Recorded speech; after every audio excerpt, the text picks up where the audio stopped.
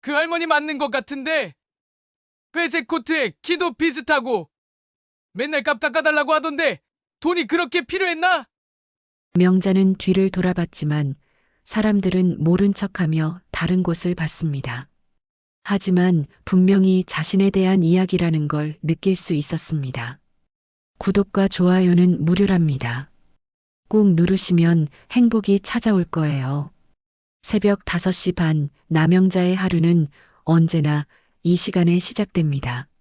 낡은 알람 시계가 째깍째깍 소리를 내며 6시를 알리기 전에 명자는 이미 눈을 뜨고 천장을 바라보고 있습니다. 81세의 몸이지만 수십 년간 몸에 밴 습관은 쉽게 바뀌지 않습니다. 오늘도 또 하루구나. 작은 한숨과 함께 명자는 몸을 일으킵니다. 무릎이 뻑뻑하고 허리가 아프지만 이것도 이제 익숙합니다. 원룸안은 이른 새벽의 고요함으로 가득합니다. 옆집에서 들리던 텔레비전 소리도 위층 아이들의 뛰어다니는 소리도 모두 잠들어 있습니다. 명자는 천천히 일어나 커튼을 젖힙니다. 창 밖으로 보이는 풍경은 여전합니다.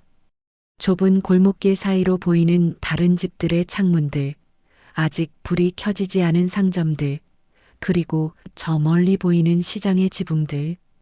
이 모든 것이 명자에게는 삶의 터전입니다. 세수를 하러 작은 화장실로 향합니다. 거울 속에 비친 자신의 모습을 보며 명자는 잠시 멈춥니다. 주름이 깊게 패인 얼굴, 희끗희끗한 머리, 그리고 여전히 맑은 눈동자. 세월이 많이 흘렀구나 싶습니다. 그래도 아직 건강하니까 다행이지. 명자는 자신에게 말하며 찬물로 얼굴을 씻습니다. 찬물이 얼굴에 닿자 정신이 또렷해집니다. 하루를 시작할 준비가 되었습니다. 옷장을 열면 몇 벌 안 되는 옷들이 걸려 있습니다. 그 중에서도 가장 자주 입는 회색 코트를 꺼냅니다. 이 코트는 벌써 10년도 넘게 입고 있는 옷입니다. 색깔도 많이 바랬고 소매 끝이 헤어졌지만 아직 충분히 입을 만합니다. 무엇보다 따뜻합니다. 코트를 입고 나서 명자는 현관 옆에 놓인 검정 장바구니를 집어듭니다. 이 장바구니는 코트보다도 더 오래된 동반자입니다. 손잡이가 닳아서 하얗게 변했고 바닥에는 작은 구멍이 하나 있지만 여전히 명자의 소중한 생활 도구입니다. 오늘은 두부도 사고 파도 좀 사야겠구나. 명자는 지갑을 열어 돈을 확인합니다. 1,000원짜리 지폐 몇 장과 500원, 100원짜리 동전들이 들어 있습니다. 한 달에 받는 기초생활수급비를 조금씩 아껴 쓰고 있지만 항상 빠듯합니다. 그래도 불평하지 않습니다. 굶지 않을 정도면 충분합니다. 문을 나서자 복도에 찬 공기가 얼굴을 스칩니다. 이른 새벽의 공기는 차갑지만 상쾌합니다. 명자는 계단을 천천히 내려갑니다. 무릎이 아파서 한 계단씩 조심조심 내려가야 합니다. 1층에 내려와 밖으로 나가자 새벽 풍경이 눈앞에 펼쳐집니다. 아직 해는 완전히 뜨지 않았지만 동쪽 하늘이 조금씩 밝아지고 있습니다. 가로등 불빛 사이로 이른 새벽 운동을 나온 사람들이 보입니다. 조깅하는 젊은 사람들, 공원에서 태극권을 하는 노인들의 모습이 평화롭습니다. 시장까지는 걸어서 약 15분 정도 걸립니다. 명자는 천천히 걸으면서 주변을 둘러봅니다. 이 길을 걸은 지도 벌써 몇 년이 되었습니다. 가는 길에 있는 가게들, 집들, 나무들까지 모두 익숙합니다. 신문 배달 오토바이가 싱싱 지나가고 어디선가 라디오에서 나오는 트로트 음악 소리가 들립니다. 이런 소리들이 명자에게는 살아있음을 느끼게 해주는 일상의 소음들입니다. 드디어 시장 입구가 보입니다. 벌써 몇몇 상인들이 가게 문을 열고 하루 장사를 준비하고 있습니다. 채소를 정리하는 소리, 생선을 다듬는 소리, 그리고 상인들끼리 주고받는 인사 소리가 시장을 깨우고 있습니다. 명자는 먼저 두부 가게로 향합니다. 박태식이라는 62세 아저씨가 운영하는 작은 가게입니다. 박태식은 벌써 앞치마를 두르고 두부를 정리하고 있습니다. 안녕하십니까, 사장님. 명자가 정중하게 인사를 건네자 박태식은 고개를 돌려봅니다. 명자를 보는 그의 표정은 그리 밝지 않습니다. 아, 할머니 또 오셨네요. 두부 한 모만 주세요. 3,000원입니다. 명자는 잠시 망설입니다. 3,000원이면 하루 용돈의 상당 부분입니다. 혹시 조금만 깎아주실 수 없을까요? 단골인데. 박태식은 작은 한숨을 쉽니다. 이 할머니는 올 때마다 값을 깎아달라고 합니다. 처음에는 안 됐다는 생각에 깎아줬지만 이제는 조금 귀찮습니다.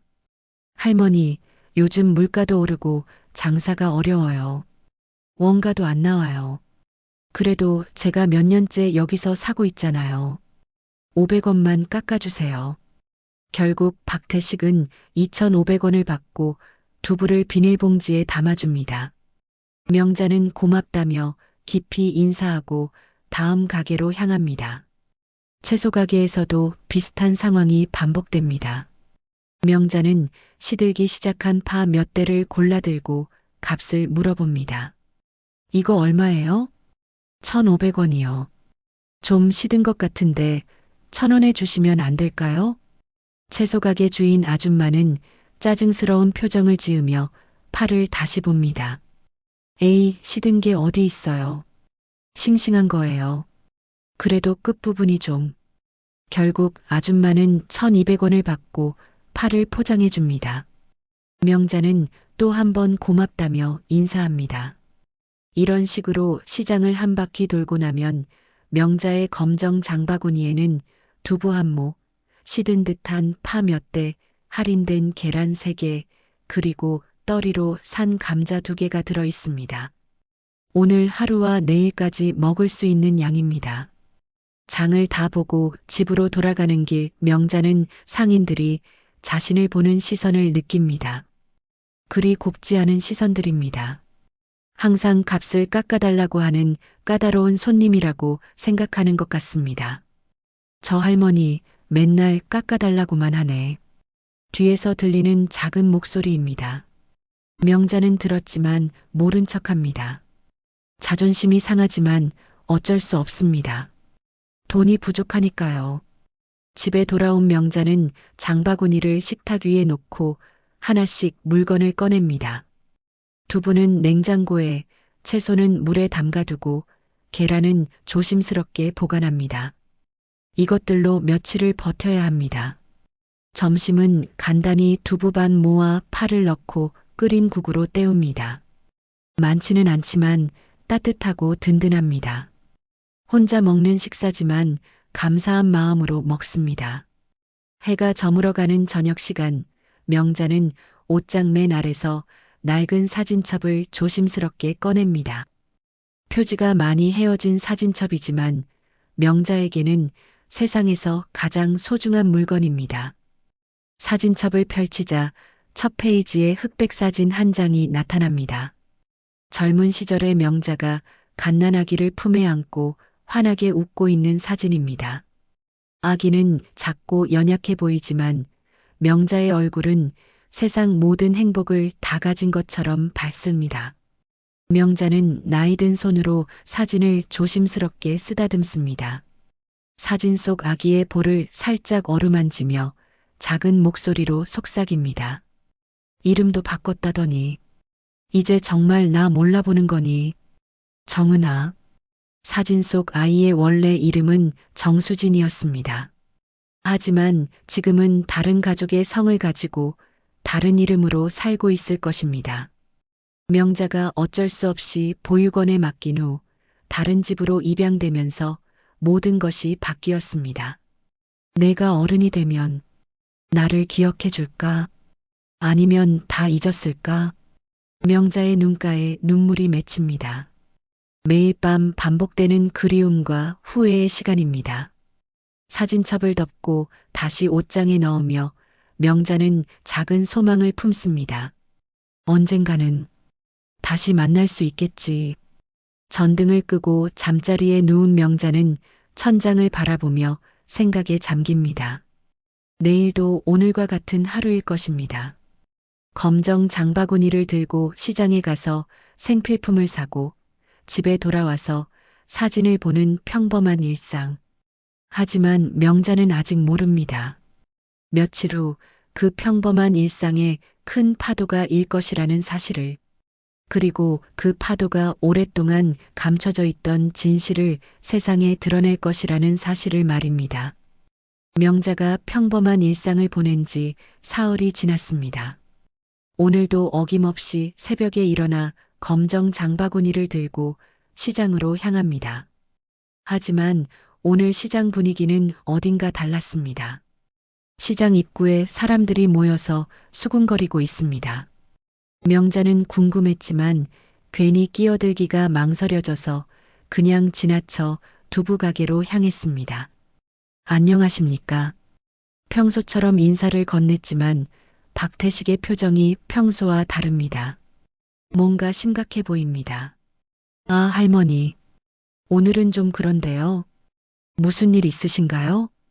박태식은 주변을 둘러보더니 목소리를 낮춰 말합니다. 어젯밤에 도둑이 들었어요. 시장에. 명자는 깜짝 놀랐습니다. 이 평화로운 시장에 도둑이라니. 어머, 정말요? 뭘 가져갔는데요? 김치 담그는 양념이랑 생선 몇 마리, 그리고 돈도 좀. 시장 상인회에서 모아둔 공동기금에서 10만 원 정도가 없어졌다고 하네요. 박태식의 말을 들으며 명자는 안타까운 마음이 들었습니다. 어려운 장사하는데 이런 일까지 생기다니. 그래서 오늘 경찰도 왔다 갔어요. CCTV도 확인했는데 화면이 흐리게 나와서 범인이 누군지 확실하지 않다고 하더라고요. 명자는 고개를 끄덕이며 걱정스러운 표정을 지었습니다. 빨리 잡혔으면 좋겠네요. 두부 한 모 주세요.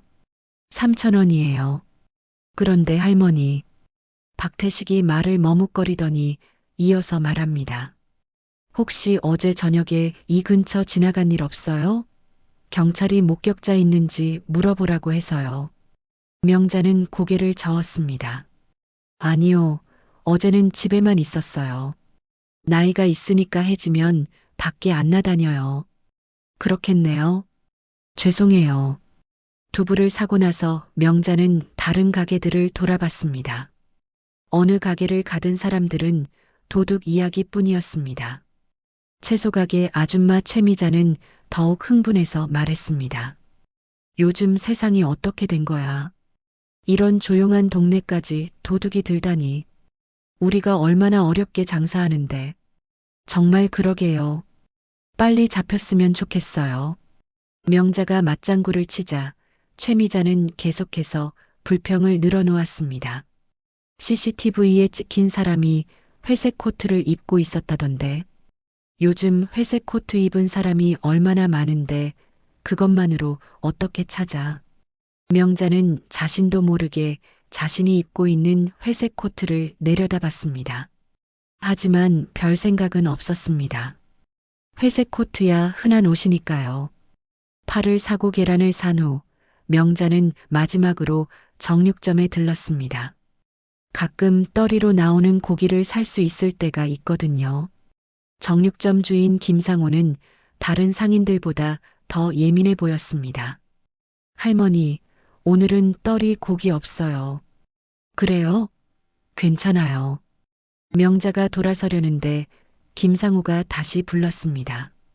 할머니, 혹시 어제 저녁에 시장 근처에서 뭔가 이상한 거 못 봤어요? 아니요. 어제는 집에만 있었는걸요. 그래요? 할머니는 맨날 이 시간에 오시는데 다른 시간에는 안 오시죠? 갑자기 뭔가 이상한 질문이었지만 명자는 별 생각 없이 대답했습니다. 네, 저는 보통 아침에만 장 보러 와요. 저녁에는 집에서 쉬어요. 집으로 돌아가는 길에 명자는 시장 상인들의 수군거리는 소리를 들었습니다. CCTV에 찍힌 시간이 저녁 9시쯤이었다던데. 회색 코트에 뭔가 들고 있었다고 하더라. 키는 그리 크지 않았다던데.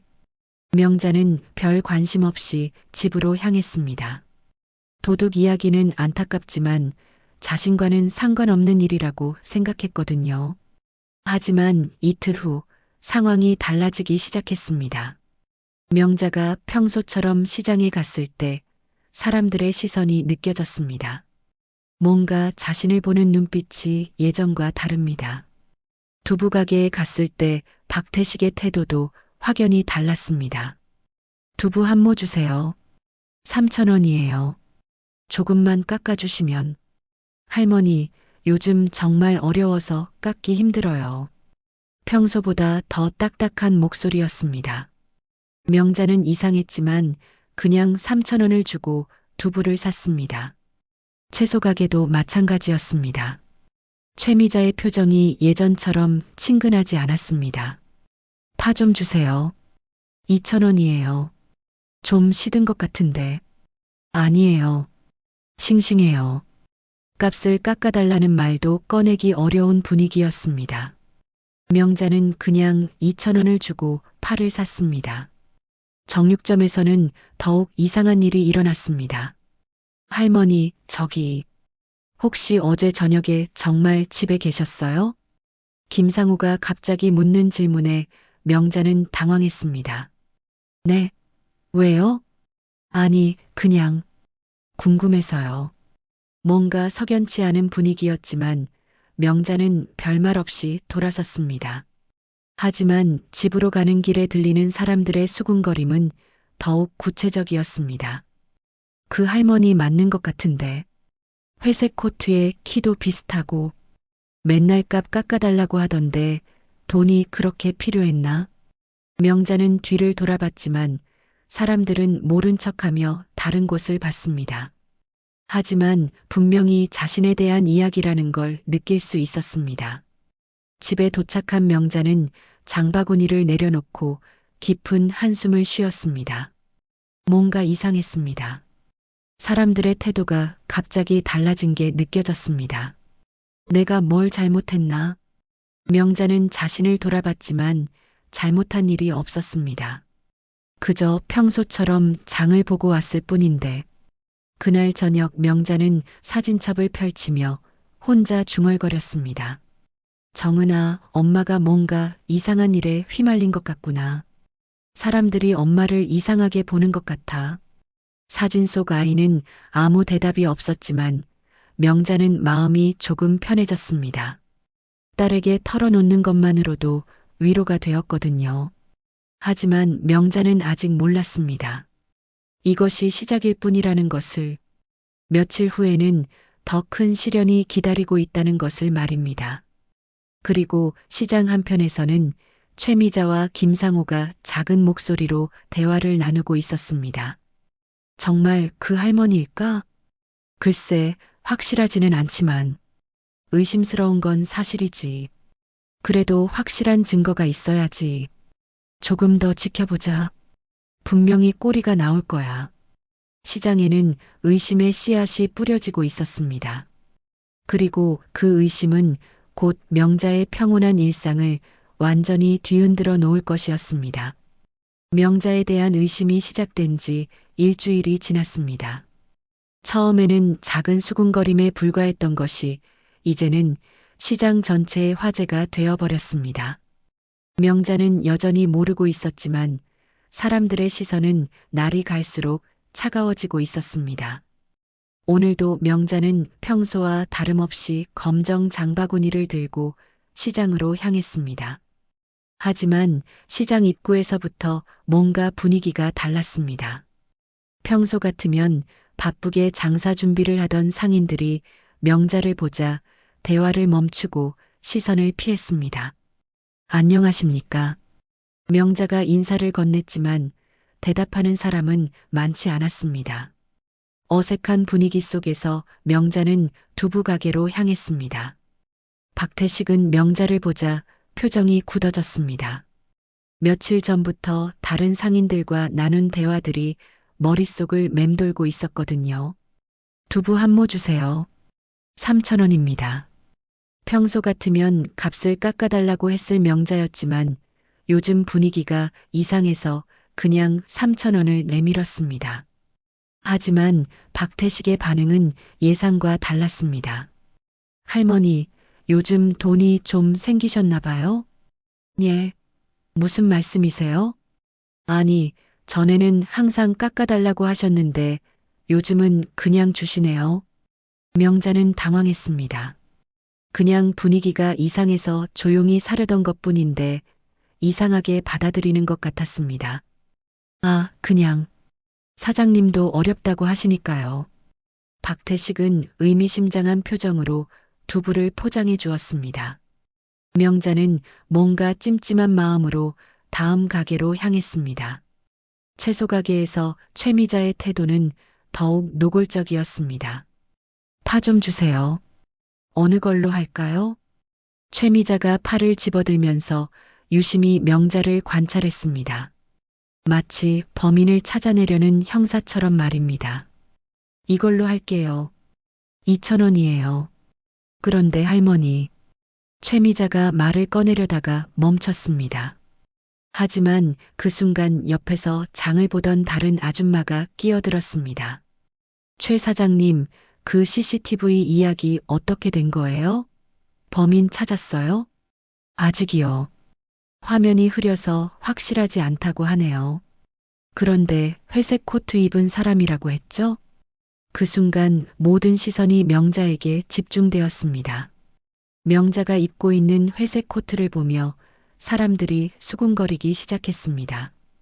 명자는 뭔가 이상한 기운을 느꼈습니다. 사람들이 자신을 보는 눈빛이 의심스러운 것 같았습니다. 돈 여기 있어요. 명자가 서둘러 돈을 내고 팔을 받아들었지만 주변의 시선은 여전히 따가웠습니다. 정육점으로 향하는 길에 명자는 뒤에서 들리는 작은 목소리들을 들을 수 있었습니다. 정말 그 할머니 같지 않아? 회색 코트에 키도 비슷하고 맨날 돈 없다고 하던데. 명자는 걸음을 멈추고 뒤를 돌아봤습니다.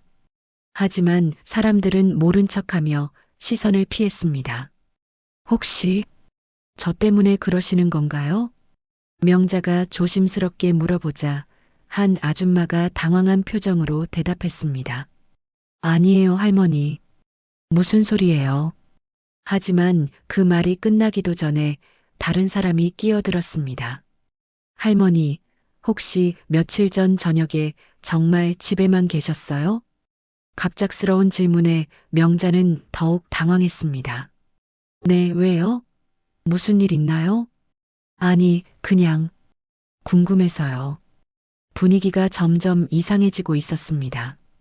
명자는 빨리 장을 보고 집에 가고 싶었습니다. 정육점에 도착했을 때 김상호는 명자를 보자 다른 손님들과 하던 대화를 멈췄습니다. 할머니 오셨네요. 떨이 고기 있나요? 오늘은 없어요. 김상호의 대답은 차가웠습니다.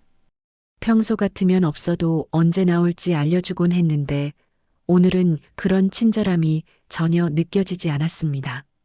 명자가 돌아서려는 순간 가게 안에 있던 다른 손님이 큰 소리로 말했습니다. 사장님, CCTV 다시 확인해 보니까 어땠다던가요? 김상호는 잠시 망설이더니 대답했습니다. 경찰에서 화질을 개선해서 다시 본다고 하더라고요. 곧 결과가 나올 것 같아요. 그 순간 모든 사람들의 시선이 다시 명자에게 집중되었습니다. 명자는 이제 확실히 느꼈습니다. 사람들이 자신을 의심하고 있다는 것을. 저는 그런 일과 관계없어요. 명자가 작은 목소리로 말하자 김상호가 대답했습니다. 할머니, 누가 뭐라고 했나요? 괜히 그러지 마세요. 하지만 그의 말투에는 의심이 가득했습니다. 명자는 더 이상 견딜 수 없어서 정육점을 나왔습니다. 하지만 시장을 나가는 길에 더 큰 충격이 기다리고 있었습니다. 시장 한복판에서 박태식이 다른 상인들과 이야기하고 있었는데 명자를 보자 큰 소리로 말했습니다. 야, 저기 봐. CCTV 봤는데 딱 그 코트 입은 사람이야. 순간 시장이 조용해졌습니다. 모든 사람들이 명자를 바라봤습니다. 이 할머니 도둑 아니야? 박태식의 말에 주변 사람들이 웅성거리기 시작했습니다. 정말요? 확실해요? 그럼 그렇지. 맨날 돈 없다고 하더니. 명자는 얼굴이 하얗게 질렸습니다. 갑작스러운 상황에 어떻게 대응해야 할지 몰랐습니다. 저는 그런 일 안 했어요. 명자가 떨리는 목소리로 말했지만 사람들의 시선은 더욱 차가워졌습니다. 그럼 증명해 보세요. CCTV에 나온 사람이랑 똑같잖아요. 회색 코트에 키도 비슷하고. 사람들이 하나둘씩 모여들기 시작했습니다. 명자는 사방에서 쏟아지는 시선과 말들에 압도되었습니다. 정말 저 아니에요. 저는 그날 집에 있었어요. 하지만 사람들은 믿지 않았습니다. 오히려 더욱 의심스러운 눈빛으로 바라봤습니다. 그럼 증인이라도 있어요? 혼자 사시잖아요. 뭐로 증명할 건데요? 명자는 아무 말도 할 수 없었습니다. 혼자 사는 노인이 자신의 알리바이를 증명할 방법은 없었거든요. 결국 명자는 장바구니를 바닥에 내려놓고 조용히 말했습니다. 저는 정말 그런 일 하지 않았어요. 그리고 사람들이 지켜보는 가운데 천천히 시장을 나왔습니다. 뒤에서는 여전히 수군거리는 소리가 들렸습니다. 집으로 가는 길, 명자의 눈에서 눈물이 흘러내렸습니다. 평생을 정직하게 살아온 자신이 도둑으로 몰리다니. 이런 일이 일어날 줄은 꿈에도 생각하지 못했습니다. 정은아, 엄마가 이상한 일에 휘말렸구나. 어떻게 해야 할지 모르겠어. 집에 도착한 명자는 사진첩을 꺼내고 딸의 사진을 바라보며 작은 목소리로 중얼거렸습니다. 하지만 사진 속 딸은 아무 대답도 해주지 않았습니다. 그날 밤 명자는 잠을 이루지 못했습니다. 내일 시장에 가면 또 어떤 일이 일어날지 걱정되었거든요. 하지만 명자는 아직 몰랐습니다. 이것이 시작에 불과하다는 것을, 더 큰 시련이 앞에 기다리고 있다는 것을 말입니다. 명자가 도둑으로 몰린 그날 밤 시장에서 멀지 않은 곳에 있는 작은 신문사 사무실에서는 한 명의 기자가 야근을 하고 있었습니다. 정은이라는 이름의 35살 여성 기자였습니다. 정은은 지역 소식을 다루는 기자로 최근 지역병원 설립 10주년 기념 기사를 준비하고 있었습니다. 큰 기사는 아니지만 지역 주민들에게는 의미 있는 소식이었거든요. 병원 설립자에 대한 자료가 부족하네. 정은은 컴퓨터 화면을 보며 고개를 갸웃거렸습니다. 10년 전 병원이 세워질 때의 기사들을 찾아보고 있었지만 설립자에 대한 구체적인 정보는 많지 않았습니다. 내일 병원에 가서 직접 취재해야겠어. 다음 날 오전 정은은 카메라와 녹음기를 챙기고 병원으로 향했습니다. 그리 크지 않은 병원이지만 지역 주민들에게는 없어서는 안 될 중요한 시설이었습니다. 병원 로비에 들어서자 정은의 눈에 벽에 걸린 액자 하나가 들어왔습니다. 설립자 감사패라고 적힌 액자 안에는 한 여성의 사진이 들어 있었습니다. 저분이 설립자시군요. 정은은 사진을 자세히 들여다봤습니다. 단정한 옷차림의 중년 여성이 따뜻한 미소를 짓고 있는 사진이었습니다. 뭔가 친근한 느낌이 드는 얼굴이었습니다. 어디서 본 것 같은데. 정은은 사진을 보며 기억을 더듬어 봤습니다. 분명히 어디서 본 얼굴 같은데 떠오르지 않았습니다. 원무과 직원을 만나 인터뷰를 시작했습니다. 설립자분에 대해 좀 더 자세히 알 수 있을까요? 아, 남영자 할머니 말씀이시죠? 정말 고마우신 분이에요. 남영자. 정은은 그 이름을 들으며 뭔가 기시감을 느꼈습니다. 남편분이 돌아가신 후에 모든 유산을 기부하셨거든요. 땅도 건물도 현금도 모두요. 덕분에 이 병원이 세워질 수 있었어요. 정말 대단하시네요. 자녀분은 안 계신가요? 글쎄요, 자세한 건 잘 모르겠어요. 할머니께서 개인적인 이야기는 별로 안 하세요. 다만 혼자 사신다고는 들었어요. 정은은 고개를 끄덕이며 메모를 했습니다. 하지만 여전히 사진 속 얼굴이 낯익다는 느낌이 떠나지 않았습니다. 혹시 할머니 연락처를 알 수 있을까요? 직접 인터뷰를 해보고 싶어서요. 죄송해요. 할머니께서 언론 인터뷰는 사양한다고 하셨거든요. 조용히 지내고 싶다고요. 인터뷰를 마치고 병원을 나오는 길에 정은은 계속해서 그 사진 속 얼굴을 떠올렸습니다. 분명히 어디서 본 얼굴인데. 갑자기 정은의 머릿속에 기억이 떠올랐습니다. 며칠 전 시장에서 본 할머니였습니다. 사람들이 도둑이라고 수군거리던 그 할머니 말입니다.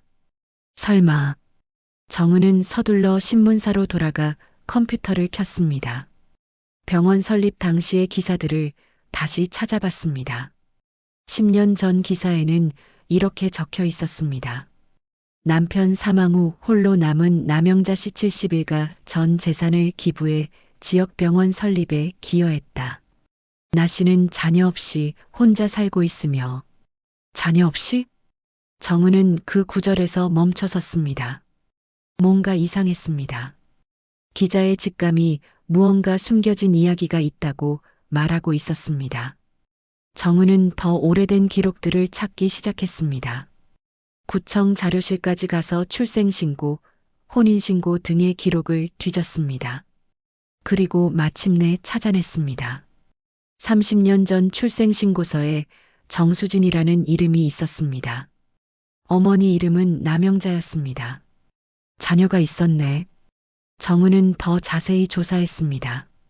정수진은 5살 때 보육원에 맡겨졌고 그 후 다른 가정에 입양되면서 이름이 바뀌었다는 기록을 찾았습니다. 입양 후 이름이 정은? 정은은 자신의 이름을 보며 심장이 빨리 뛰기 시작했습니다. 설마 하는 생각이 들었습니다.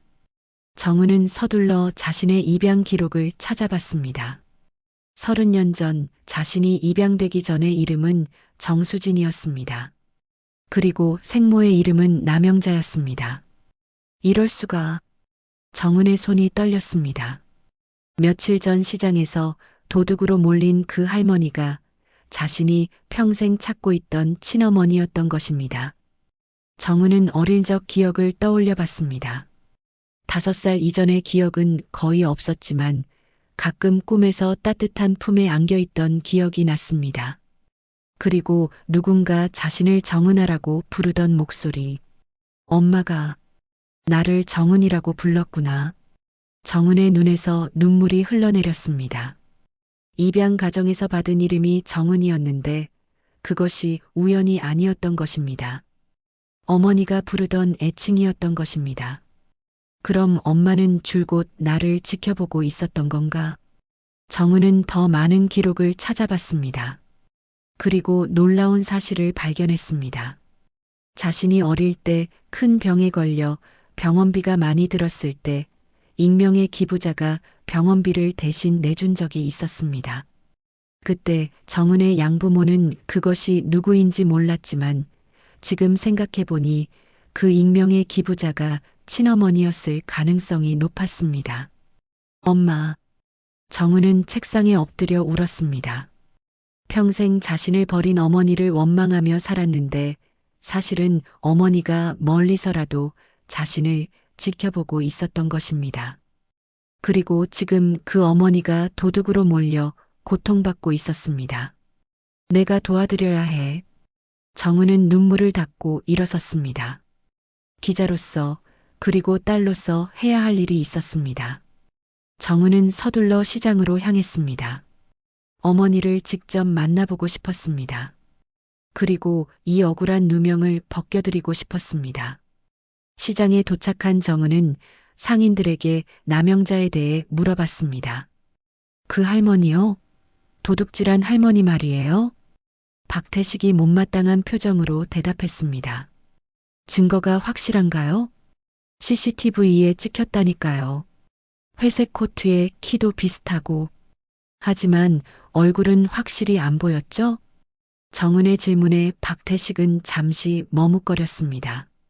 그렇긴 하지만 정황상 그 할머니가 맞아요. 정은은 더 이상 듣고 있을 수 없었습니다. 확실한 증거도 없이 추측만으로 한 노인을 범인으로 몰고 있었던 것입니다. 혹시 그 할머니 집 주소 알 수 있을까요? 기자인데 취재를 좀 해보려고요. 기자요? 왜 그런 도둑을 취재해요? 모든 사건에는 진실이 있으니까요. 결국 정은은 명자의 주소를 알아냈습니다. 하지만 바로 찾아가지는 않았습니다. 어떻게 어머니를 만나야 할지, 어떻게 말을 꺼내야 할지 고민이 되었거든요. 그날 밤 정은은 사무실에서 밤을 새웠습니다. 어머니에 대한 기사를 쓰기 위해서였습니다. 진실을 밝히기 위해서였습니다. 내일은 엄마를 만나러 가야지. 정은은 창밖을 바라보며 다짐했습니다. 30년 만에 만나는 어머니. 과연 어머니는 자신을 알아볼까요? 그리고 기뻐할까요? 정은이 밤새 준비한 기사가 지역신문 일면에 실린 것은 그 다음날 아침이었습니다. 평소 같으면 지역 소식은 큰 주목을 받지 않았지만 이날만큼은 달랐습니다. 신문 배달부가 각 가정과 상점에 신문을 배달하기 시작하자 곧바로 시장 전체가 술렁이기 시작했습니다. 첫 번째로 신문을 받아본 박태식은 일면 헤드라인을 보고 깜짝 놀랐습니다. 도둑 몰린 할머니, 지역 병원 설립자였다. 오해 속 진심은 어디에? 큼지막한 제목 아래에는 두 장의 사진이 나란히 실려 있었습니다. 왼쪽은 10년 전 병원 설립 당시의 남영자 사진이었고, 오른쪽은 최근 시장에서 찍은 명자의 모습이었습니다. 이게 뭐야? 박태식은 기사를 읽기 시작했습니다.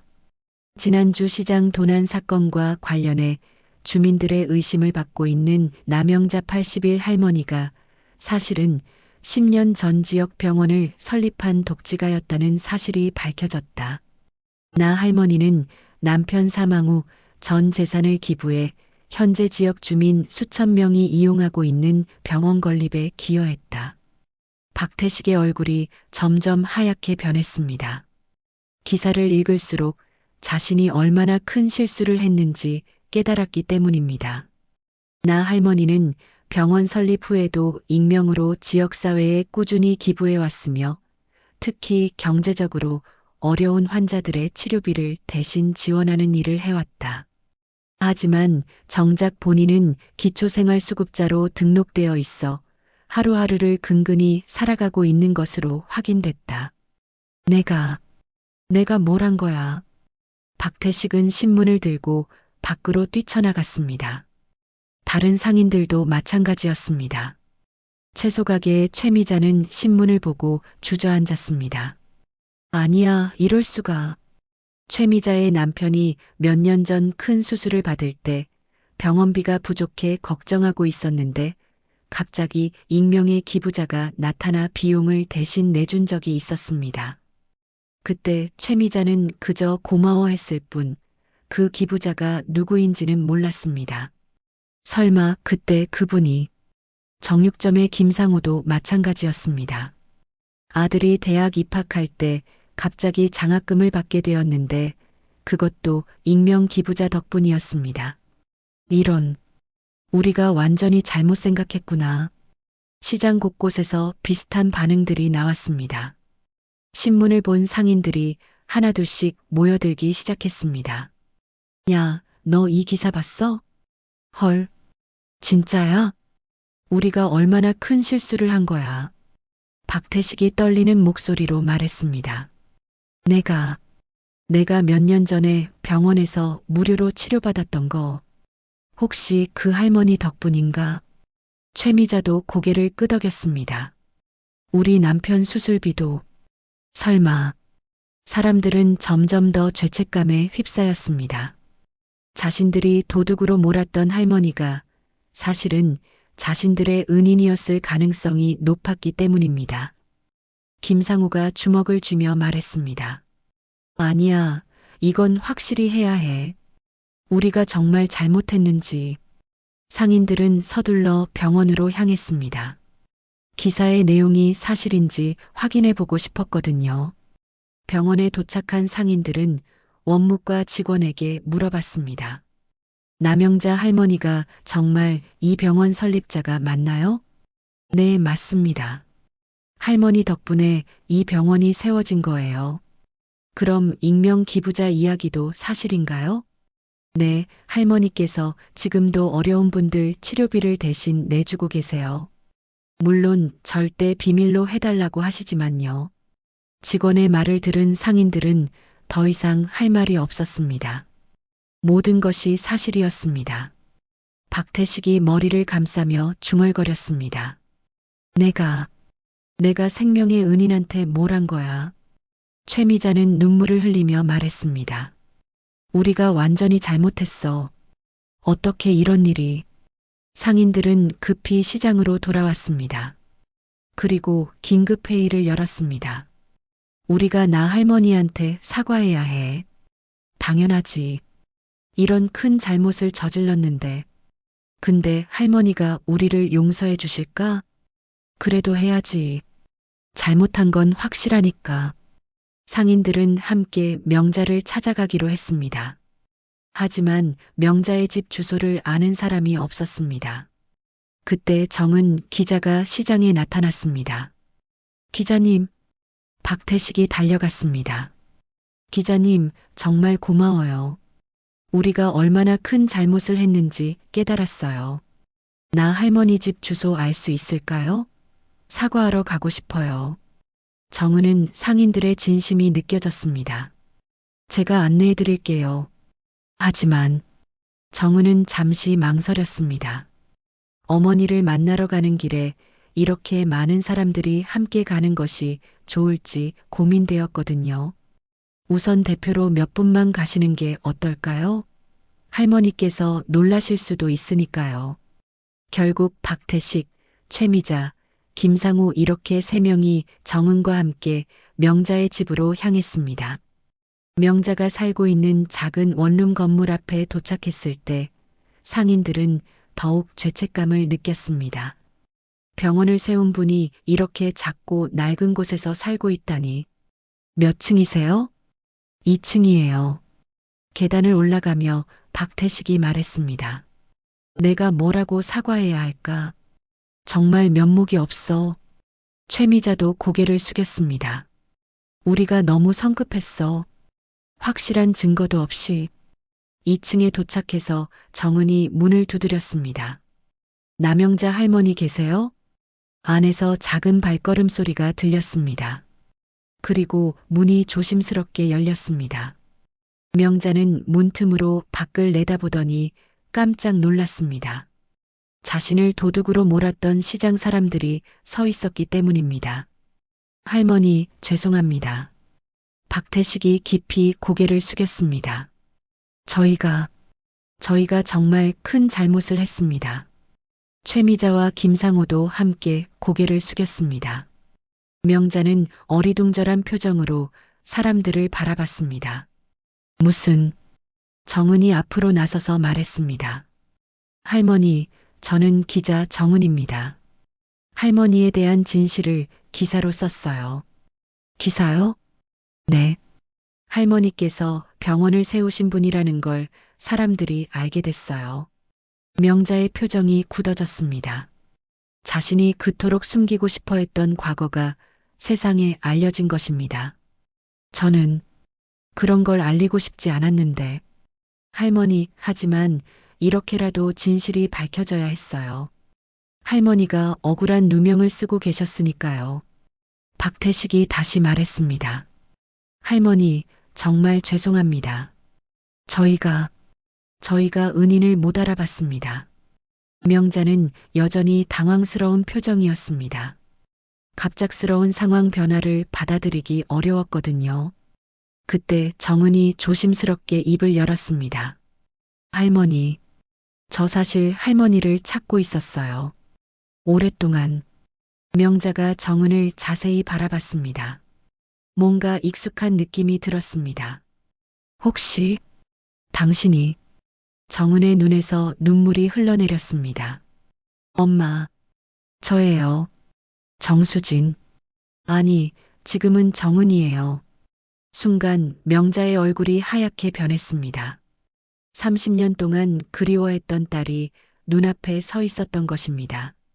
명자는 정은의 말을 듣고 한동안 말을 잇지 못했습니다. 30년 동안 그리워했던 딸이 눈앞에 서 있다는 사실이 믿어지지 않았거든요. 정수진, 정말 너니? 명자의 떨리는 손이 정은의 얼굴을 향해 뻗어졌습니다. 하지만 중간에서 멈춰섰습니다. 과연 자신에게 딸을 만질 자격이 있을까 하는 생각이 들었거든요. 엄마, 정은이 먼저 명자의 손을 잡았습니다. 따뜻하고 거친 손이었습니다. 평생 고생만 하며 살아온 흔적이 고스란히 느껴졌습니다. 미안하다. 정말 미안하다. 명자의 눈에서 눈물이 흘러내렸습니다. 30년 동안 참아왔던 미안함과 그리움이 한꺼번에 터져 나왔습니다. 옆에서 지켜보던 상인들도 감동받았습니다. 이런 드라마틱한 상황을 직접 목격하게 될 줄은 꿈에도 생각하지 못했거든요. 박태식이 조용히 말했습니다. 저희는 일단 돌아가겠습니다. 모녀가 이야기하실 시간이 필요하실 것 같아서요. 아니에요. 조금만 기다려주세요. 정은이 상인들을 붙잡았습니다. 제가 엄마를 찾는 과정에서 여러분들의 도움도 받았으니까요. 그리고 엄마도 여러분들과 이야기하고 싶어 하실 거예요. 명자는 고개를 끄덕였습니다. 비록 며칠 전에는 도둑으로 몰렸지만 그것도 오해였다는 것이 밝혀진 마당에 원망할 마음은 없었습니다. 들어오세요. 좁지만 명자가 문을 활짝 열자 사람들은 조심스럽게 작은 원룸 안으로 들어갔습니다. 방 안은 정말 소박했습니다. 낡은 가구 몇 개와 생필품들이 전부였습니다. 이분이 병원을 세울 정도로 큰 재산을 가지고 있었다는 사실이 믿어지지 않을 정도였습니다. 할머니, 정말 죄송합니다. 최미자가 다시 한번 고개를 숙였습니다. 저희가 할머니를 도둑으로 몰았던 거 정말 용서받을 수 없는 일이에요. 괜찮아요. 명자가 조용히 말했습니다. 사람은 누구나 실수할 수 있어요. 저도 이해해요. 김상우가 궁금해하며 물었습니다. 그런데 할머니, 정말 병원을 세우셨던 거예요? 어떻게 그런 큰 결심을? 명자는 잠시 망설이다가 입을 열었습니다. 남편이 세상을 떠난 후에 혼자 남은 재산이 의미가 없더라고요. 그때 마침 이 지역에 병원이 없어서 아픈 사람들이 멀리까지 가야 했거든요. 그래서 모든 재산을 기부하신 거예요? 네. 어차피 저 혼자 쓰기에는 너무 많은 돈이었으니까요. 정은이 어머니를 바라보며 말했습니다. 엄마, 그럼 그때 제가 아플 때 병원비를 내주신 것도 너를 멀리서라도 지켜보고 싶었단다. 명자의 고백에 모든 사람들이 숙연해졌습니다. 박태식이 조심스럽게 물었습니다. 할머니, 그럼 지금까지 왜 이런 어려운 생활을? 돈이 많다고 행복한 건 아니에요. 오히려 누군가에게 도움이 될 때 더 의미 있다고 생각해요. 명자의 말에 사람들은 깊은 감동을 받았습니다. 진정한 나눔이 무엇인지 보여주는 산 증인을 만난 기분이었습니다. 할머니, 저희가 뭘 어떻게 해드려야 할까요? 최미자가 간절한 목소리로 물었습니다. 아무것도 안 해도 돼요. 그냥 예전처럼 지냈으면 좋겠어요. 아니에요. 그럴 수는 없어요. 김상우가 단호하게 말했습니다. 저희가 할머니한테 큰 잘못을 했는데 그냥 넘어갈 수는 없어요. 상인들은 서로 눈빛을 주고받으며 뭔가 계획을 세우는 것 같았습니다. 할머니, 저희가 며칠 후에 다시 찾아뵐게요. 박태식이 일어서며 말했습니다. 그때까지 기다려주세요. 상인들이 떠난 후 명자와 정은은 오랫동안 이야기를 나눴습니다. 30년 동안 하지 못했던 이야기들을 밤늦게까지 계속했습니다. 며칠 후 시장에서는 특별한 모임이 열렸습니다. 상인의 긴급회의였습니다. 나 할머니한테 뭘 해드릴지 정했어? 박태식이 모인 상인들에게 물었습니다. 우선 사과부터 제대로 해야지. 그리고 뭔가 의미 있는 것도. 돈으로 하는 건 할머니가 싫어하실 것 같은데. 상인들이 여러 의견을 내놓았지만 마땅한 결론이 나지 않았습니다. 그때 한 상인이 제안했습니다. 시장 환경 개선 기금은 어때? 할머니 이름으로 기금을 만들어서 시장을 더 좋게 만드는 거야. 좋은 생각이야. 할머니도 거부하지 않으실 것 같고. 그럼 우리가 조금씩 모아보자. 상인들은 각자 형편에 맞게 돈을 모으기 시작했습니다. 많지는 않았지만 진심이 담긴 돈이었습니다. 일주일 후 시장 상인회장인 박태식은 봉투 하나를 들고 명자의 집을 찾았습니다. 할머니, 저희가 준비한 게 있어요. 박태식이 봉투를 내밀었습니다. 이게 뭐예요? 시장 환경 개선 기금이에요. 할머니 이름으로 만들었어요. 명자가 봉투를 열어보니 1,000만 원이 들어 있었습니다. 이렇게 많은 돈을. 할머니, 이건 저희가 할머니한테 받은 은혜에 비하면 정말 작은 거예요. 박태식이 진심 어린 목소리로 말했습니다. 그리고 이 편지도 있어요. 봉투 안에는 편지 한 장이 들어 있었습니다. 시장 상인들이 함께 쓴 편지였습니다. 명자는 편지를 읽기 시작했습니다. 남영자 할머니께, 저희가 할머니께 큰 잘못을 저질렀습니다. 확실한 증거도 없이 할머니를 의심했던 것 정말 죄송합니다. 하지만 이런 일을 통해서 저희는 할머니의 진정한 마음을 알게 되었습니다. 오해는 마음에 상처를 남기지만 용서는 그 상처를 덮어줍니다. 이 기부금은 시장 환경 개선에 써주세요. 이웃은 다투더라도 다시 손잡을 수 있어야 하니까요. 시장 상인 일동. 명자의 눈에서 눈물이 흘러내렸습니다. 사람들의 진심이 고스란히 전해졌습니다. 고마워요. 정말 고마워요. 명자가 편지를 가슴에 품으며 말했습니다. 하지만 이 돈은 제가 받을 수 없어요. 정말로 시장 환경 개선에 써주세요. 할머니, 대신 하나만 부탁드릴게요. 뭐든지 말씀하세요. 앞으로는 서로를 의심하지 말고 믿고 지냈으면 좋겠어요. 박태식이 고개를 끄덕였습니다. 약속드릴게요. 할머니. 그날 저녁 명자는 정은과 함께 편지를 다시 읽었습니다. 엄마, 정말 좋은 분들이에요. 그래. 사람은 원래 착한 거야. 다만 때때로 오해가 생길 뿐이지. 명자는 사진첩을 꺼내 정은에게 보여주었습니다. 엄마가 매일 밤 이 사진을 보며 널 그리워했단다. 정은이 어릴 적 사진을 보며 울었습니다. 엄마, 저도 엄마가 보고 싶었어요. 이제 다시는 떨어지지 말자. 네, 엄마. 모녀는 30년의 공백을 채워가며 새로운 시작을 준비하고 있었습니다. 6챕터 편지와 봉투. 명자는 정은의 말을 듣고 한동안 말을 잇지 못했습니다. 30년 동안 그리워했던 딸이 눈앞에 서 있다는 사실이 믿어지지 않았거든요. 정수진, 정말 너니?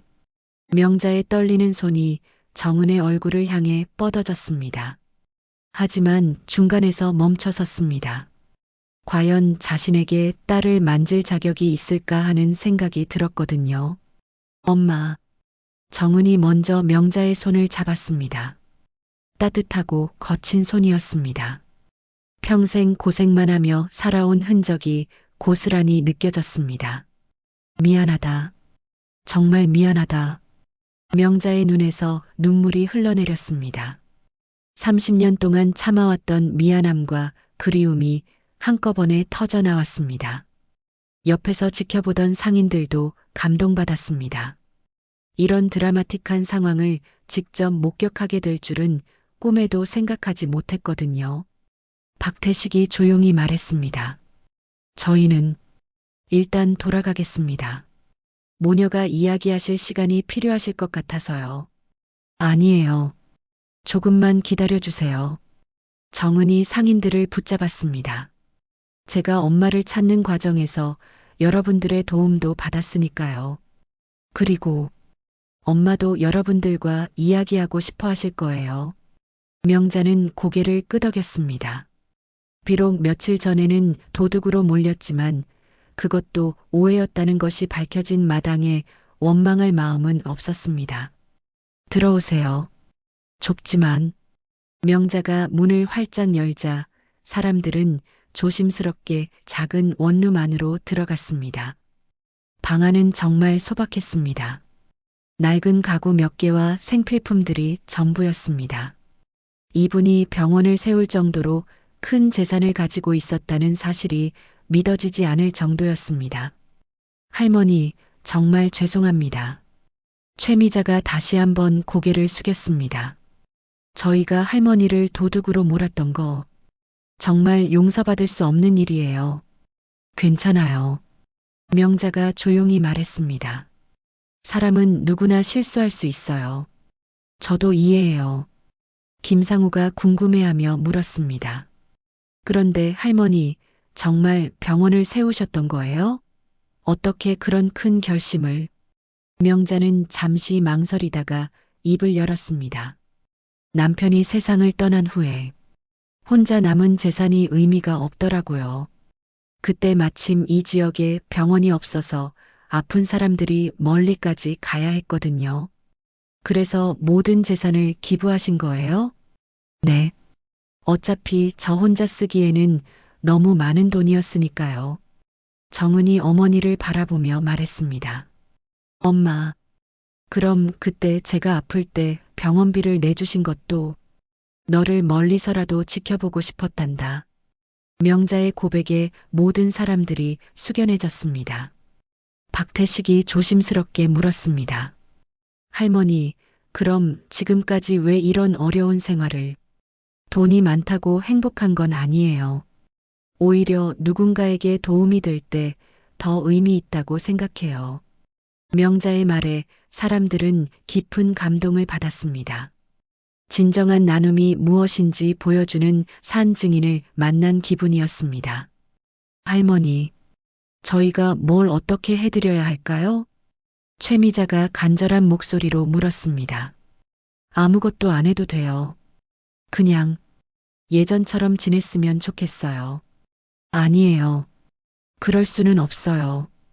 김상우가 단호하게 말했습니다.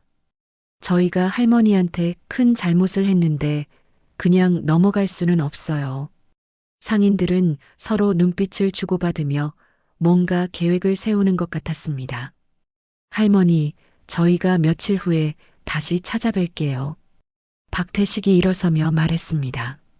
그때까지 기다려주세요. 상인들이 떠난 후 명자와 정은은 오랫동안 이야기를 나눴습니다. 30년 동안 하지 못했던 이야기들을 밤늦게까지 계속했습니다.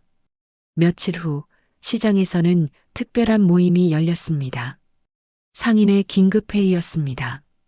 나 할머니한테 뭘 해드릴지 정했어? 박태식이 모인 상인들에게 물었습니다. 우선 사과부터 제대로 해야지. 그리고 뭔가 의미 있는 것도. 돈으로 하는 건 할머니가 싫어하실 것 같은데. 상인들이 여러 의견을 내놓았지만 마땅한 결론이 나지 않았습니다. 그때 한 상인이 제안했습니다. 시장 환경 개선 기금은 어때? 할머니 이름으로 기금을 만들어서 시장을 더 좋게 만드는 거야. 좋은 생각이야. 할머니도 거부하지 않으실 것 같고, 그럼 우리가 조금씩 모아보자. 상인들은 각자 형편에 맞게 돈을 모으기 시작했습니다. 많지는 않았지만 진심이 담긴 돈이었습니다. 일주일 후 시장 상인회장인 박태식은 봉투 하나를 들고 명자의 집을 찾았습니다. 할머니, 저희가 준비한 게 있어요. 박태식이 봉투를 내밀었습니다. 이게 뭐예요? 시장 환경 개선 기금이에요. 할머니 이름으로 만들었어요. 명자가 봉투를 열어보니 1,000만 원이 들어 있었습니다. 이렇게 많은 돈을. 할머니, 이건 저희가 할머니한테 받은 은혜에 비하면 정말 작은 거예요. 박태식이 진심 어린 목소리로 말했습니다. 그리고 이 편지도 있어요. 봉투 안에는 편지 한 장이 들어 있었습니다. 시장 상인들이 함께 쓴 편지였습니다. 명자는 편지를 읽기 시작했습니다. 남영자 할머니께, 저희가 할머니께 큰 잘못을 저질렀습니다.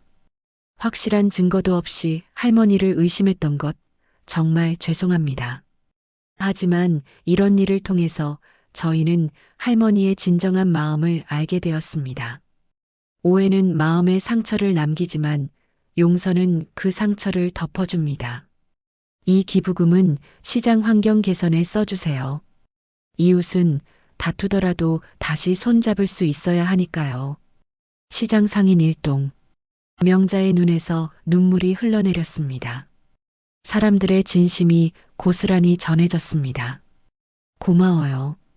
정말 고마워요. 명자가 편지를 가슴에 품으며 말했습니다. 하지만 이 돈은 제가 받을 수 없어요. 정말로 시장 환경 개선에 써주세요. 할머니, 대신 하나만 부탁드릴게요. 뭐든지 말씀하세요.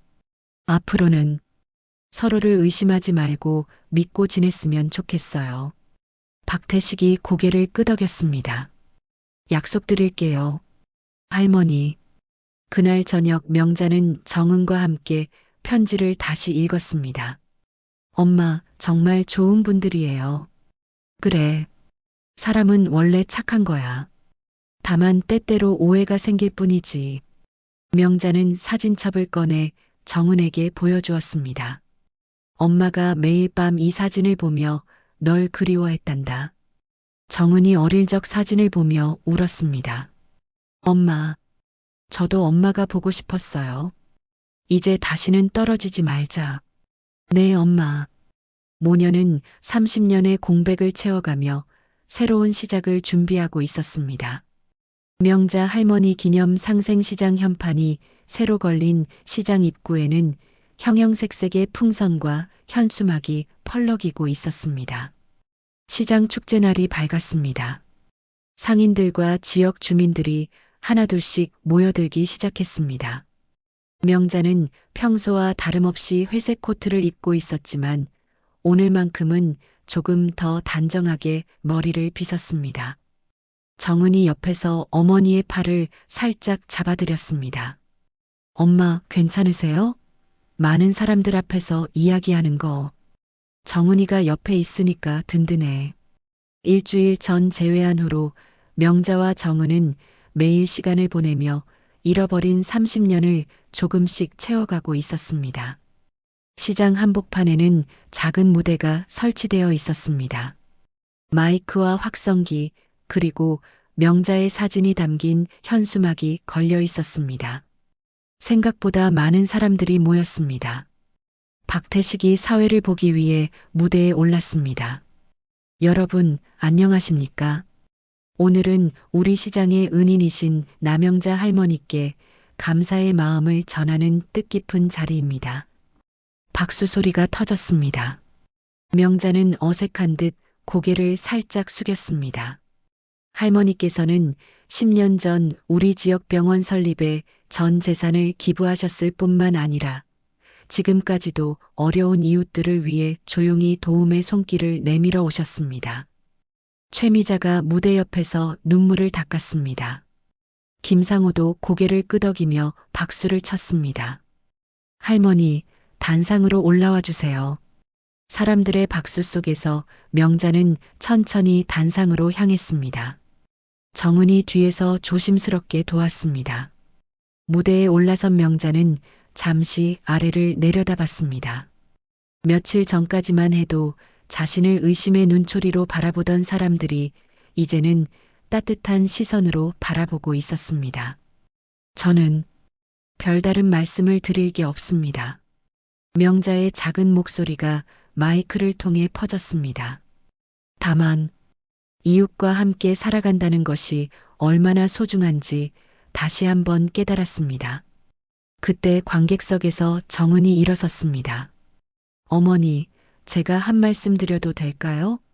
명자가 고개를 끄덕이자 정은이 천천히 무대로 올라왔습니다. 안녕하세요. 저는 기자 정은입니다. 정은의 목소리가 떨렸습니다.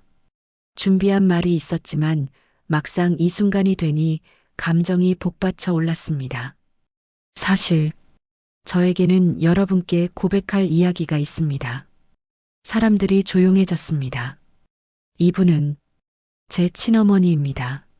순간 시장이 술렁였습니다. 사람들은 놀란 표정으로 명자와 정은을 번갈아 봤습니다. 30년 전 저는 5살 나이에 어머니와 헤어졌습니다. 정은의 목소리가 점점 커졌습니다. 어릴 때 사고로 아버지를 잃고 엄마가 사체에 쫓기게 되었어요. 그때 엄마는 저를 친척집에 맡긴다고 하시고 그게 마지막이었습니다. 명자의 눈에서 눈물이 흘러내렸습니다. 정은이 어머니의 손을 잡았습니다. 저는 그 후로 계속 엄마를 원망했어요. 왜 저를 버렸는지, 왜 찾아오지 않는지. 사람들은 숨을 죽이고 들었습니다. 그런데 일주일 전 엄마를 다시 만났습니다. 그리고 알게 되었어요. 엄마는 저를 버린 게 아니라 줄곧 지켜보고 계셨다는 걸. 정은이 관객석을 바라봤습니다. 제가 어릴 때 큰 병에 걸려 병원비가 필요했을 때 익명의 기부자가 나타나 모든 비용을 대신 내주었습니다. 그 사람이 바로 엄마였어요. 박태식이 깜짝 놀라며 중얼거렸습니다.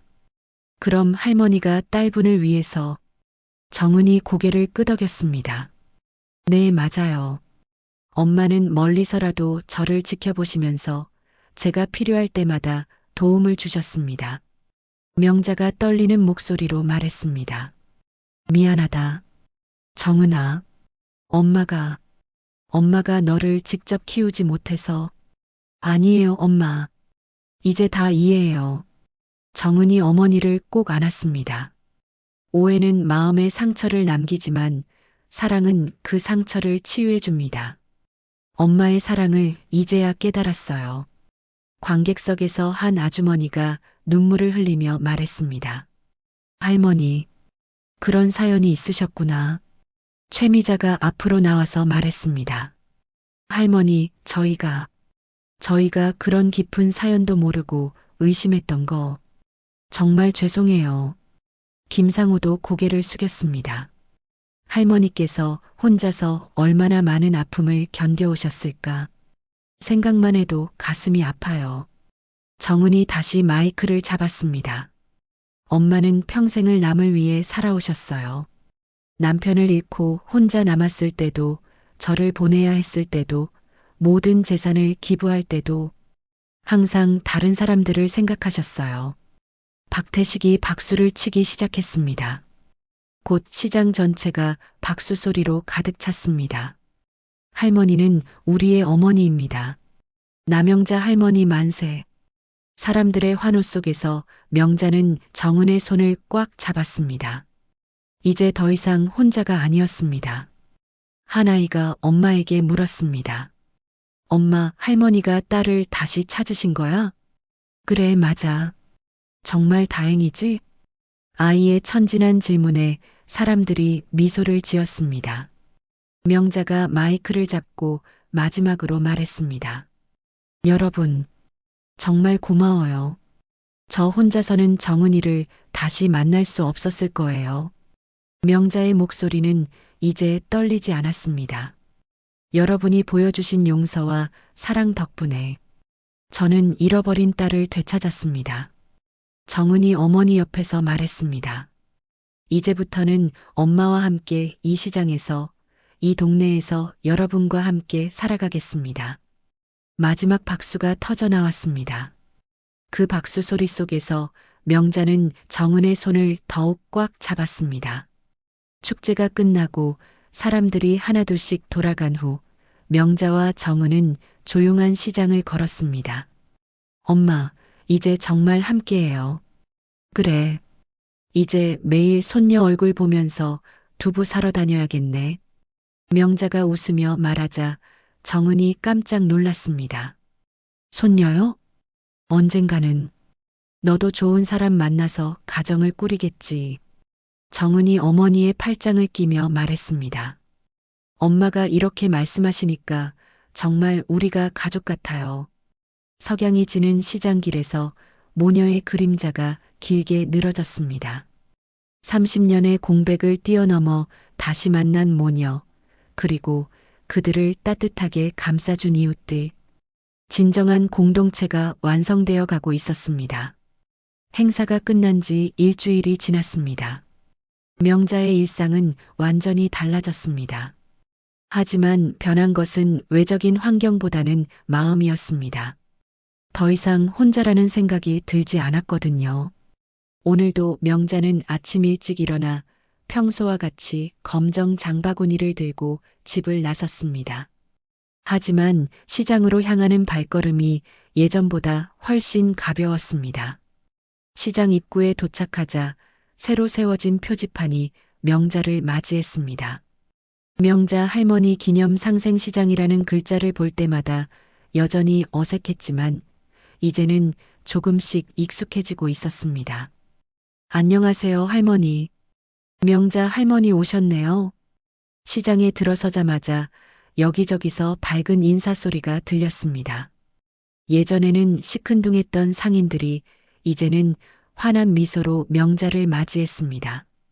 두부가게에 도착한 명자를 보고 박태식이 환하게 웃었습니다. 할머니, 어서 오세요. 오늘은 특별히 좋은 두부가 들어왔어요. 그래요? 그럼 한 모만 주세요. 명자가 지갑을 꺼내려 하자 박태식이 손을 저었습니다. 할머니, 돈은 됐어요. 아니에요. 그러시면 안 돼요. 할머니께서는 저희에게 얼마나 많은 도움을 주셨는데요. 두부 한 모쯤이야. 그래도 장사는 장사예요. 정당한 대가를 받으셔야죠. 명자가 웃으며 3,000원을 내밀었습니다. 박태식은 어쩔 수 없이 돈을 받았지만 대신 두부를 넉넉하게 포장해 주었습니다. 할머니, 그런데 오늘 딸분은 안 오셨어요? 정은이는 취재 때문에 서울에 갔어요. 며칠 후에 돌아와요. 아, 그렇구나. 딸분이 정말 효녀시던데요. 명자의 표정이 밝아졌습니다. 딸 자랑을 들으니 기분이 좋았습니다. 채소 가게로 향하는 길에 명자는 젊은 엄마가 아이와 함께 장을 보는 모습을 보았습니다. 아이가 엄마 치마를 붙잡고 졸졸 따라다니는 모습이 귀여웠습니다. 엄마, 저 할머니가 우리 병원 만든 분이야? 아이가 명자를 가리키며 엄마에게 물었습니다. 그래, 맞아. 인사드려야지. 젊은 엄마가 명자에게 다가와서 정중히 인사했습니다. 안녕하세요, 할머니. 저희 아이가 할머니 덕분에 병원에서 치료받을 수 있었어요. 정말 고맙습니다. 아니에요. 당연한 일이에요. 명자가 아이를 바라보며 미소 지었습니다. 아이도 수줍게 웃으며 인사했습니다. 할머니, 고마워요. 별 말씀을. 건강하게 자라렴. 이런 일상적인 만남들이 명자에게는 큰 기쁨이었습니다. 자신이 한 일들이 실제로 사람들에게 도움이 되고 있다는 것을 느낄 수 있었거든요. 채소 가게에 도착하자 최미자가 반갑게 맞이했습니다. 할머니, 오늘은 뭘 사실 거예요? 파 좀 주세요.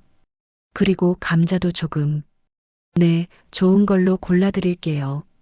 최미자가 정성스럽게 채소를 고르는 모습을 보며 명자는 마음이 따뜻해졌습니다.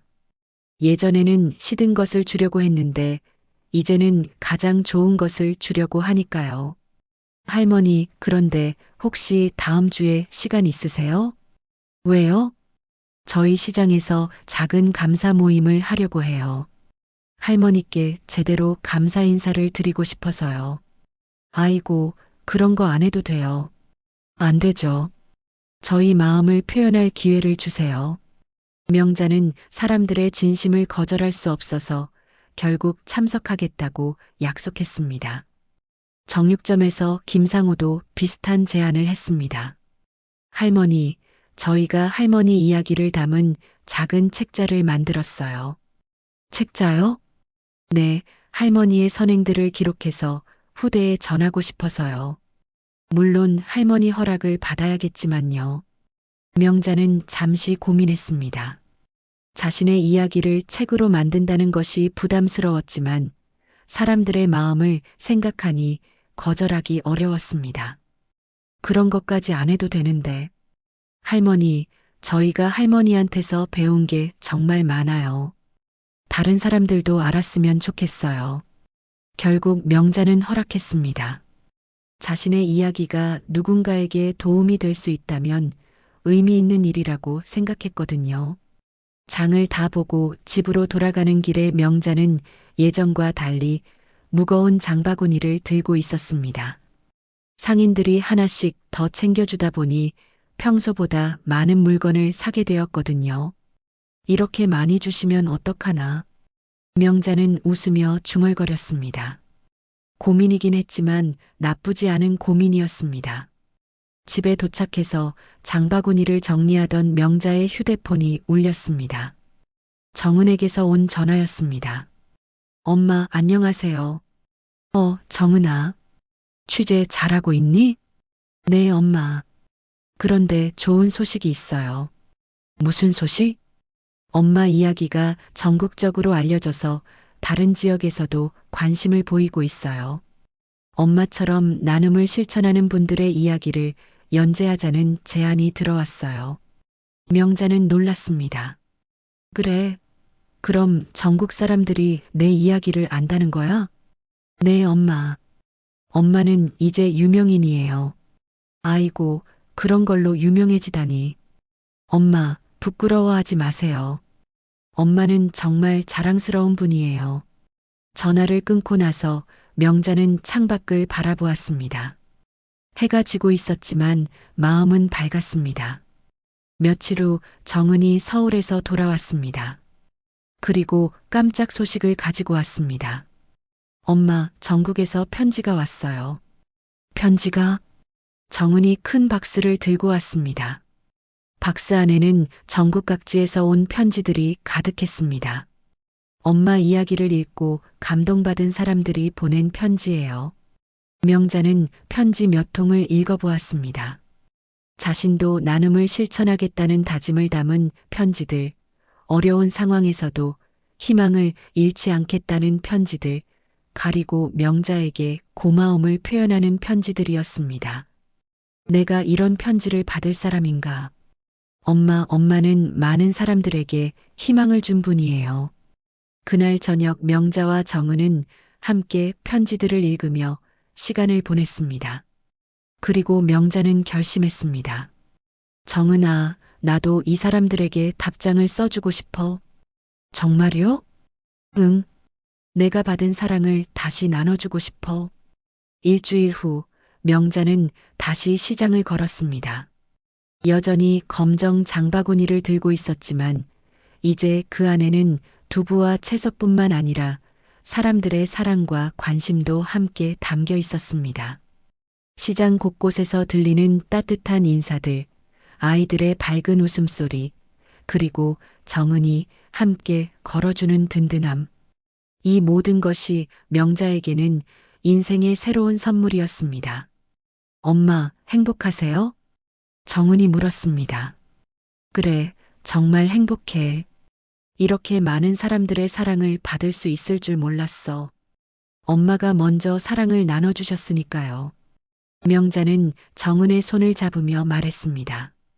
장바구니에는 두부도 채소도 그리고 내 얼굴도 담겨 있으니까. 두 사람은 웃으며 시장길을 걸었습니다. 검정 장바구니는 여전했지만 그 안에 담긴 것들은 예전과 완전히 달라져 있었습니다. 명자의 이야기는 이렇게 끝이 났지만 사실은 새로운 시작이기도 했습니다. 진정한 나눔이 무엇인지, 그리고 사랑이 어떻게 사람을 변화시키는지 보여준 이야기. 그 이야기는 이제 더 많은 사람들에게 전해져서 새로운 희망의 씨앗이 될 것입니다. 명자의 장바구니는 오늘도 사랑으로 가득 차 있습니다.